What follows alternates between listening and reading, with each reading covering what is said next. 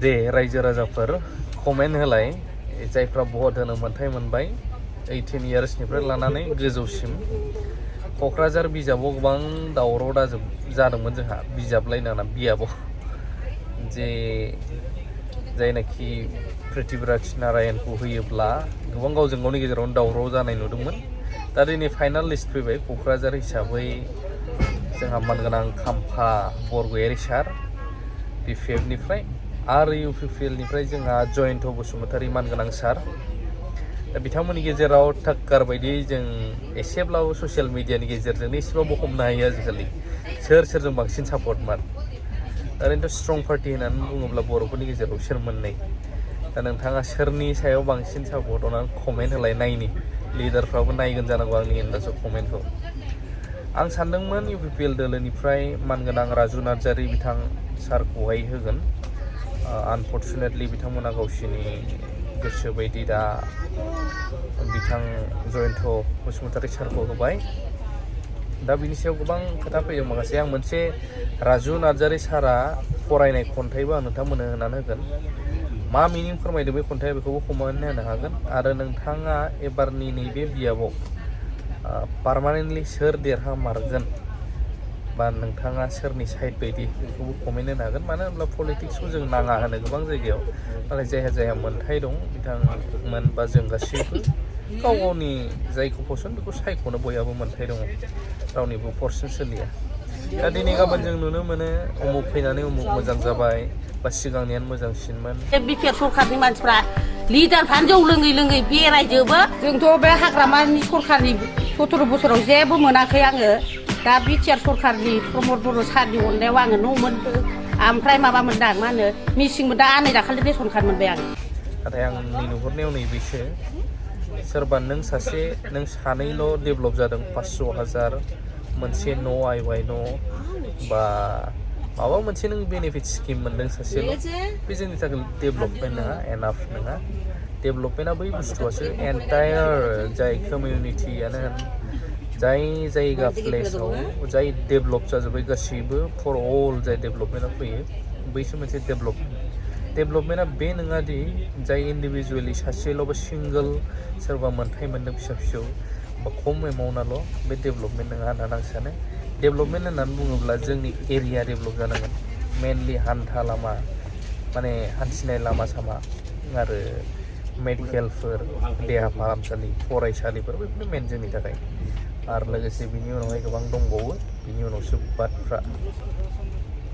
सोर देरहाथावथाव मार आरो नोंथांनि गोसोआव सोर दङ कमेन्टखौ होनो हागोन आरो मोनसे खोथाखौ बुंनो गोसो जाबावो दहायनि आं बै चेनेलावबो होदोंमोन दख'ना बेफारि सोरबा रागा जोंदों बेफोरबायदि आं मोनगासिनो कलबो फैदों दा बेनो जोंनि इन्टेनसना बे नङा रावखौबो दख'ना खमाव फाननानै बुथारनोबा मानो बिदि गोसो मोनब्ला दामफोरखौ प्राइसफोरखौ A to Z नैबे दख'ना बेसेबांल' नै बिदि होननानै बुंसिगौमोन थ' बयबो सोलिनांगौ जाय जेरै हायो फान रावखौबो आं बुंनो थाङा नाथाय जोंखौबो जों जेरै हरदों बेखौ मेगनबो सानाङा मानो होनब्ला जायफ्रा कास्टमारनि गोसोसोना बेयो जोंनावबो जाय गोसो दं बिसोरसो हरगोन जाय गोसो गैया बिसोरथ' अर्डारबो होनाय नङा गावबागाव गोसो दा खायफा बुंदों बेवहाय जों दाम खम होनायखाय गावसिना बेनिफिट माने दखाना स्टप जासिगोन बिराद गाज्रि लस खालामनानै होबाय आं बेखौ साना जायनि जाउनाव माने रिजनेबल प्राइस जानांगौ आरोना जोंनि गेजेराव रिजनेबल प्राइस जायाबा मा जायो खायफा बायनो हाया बायनो गोसोबाबो आं बुङा जे नों रिजनेबल प्राइसआव होथारनांगोन नोंनि गोसो बे नों जाय जेरै फानो नाथाय रिजनेबल प्राइस जायोबा मा जायो बयबो एफर्ड खालामनो हायो दा बयबो एफर्ड खालामनो हायोबा बयबो बायनो हायोब्ला बयबो दख'ना गानगोन जायनि जाउनाव दिनै सुरिजारनो मानो दा बेफोरखौ बांसिन दाम खमावहाय गांसे दख'नानि बेसेनाव दामि दख'नानि बेसेनाव मोनब्रै मोनबा सुरिजार मोनोब्ला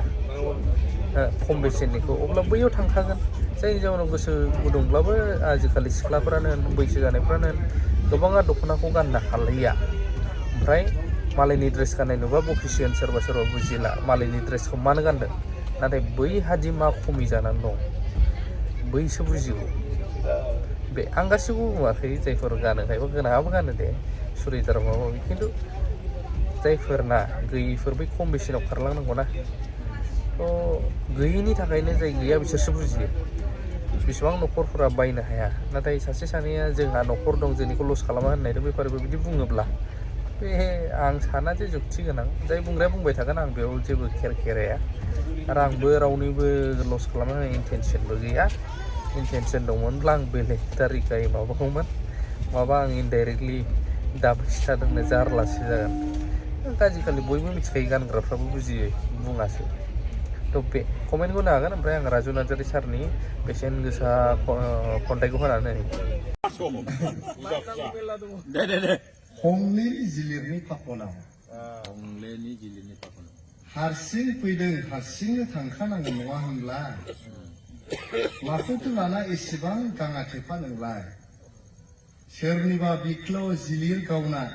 सिदावनाय थैया नोंनिनो मोखांखौनो सोमखे खालामगोनखा जाथाय उन जाथाय आरो फिन जाथाय सम बोथोर बुब्लि आरो बोसोर मैसो गारिनि साखा गिदिंनाय जेराव जागायो बेयावनो सौफैफिनो नोंनि सियाल मोहेरनाय नोजोर बुब्लिनि सानसे बेलासेब्लाबो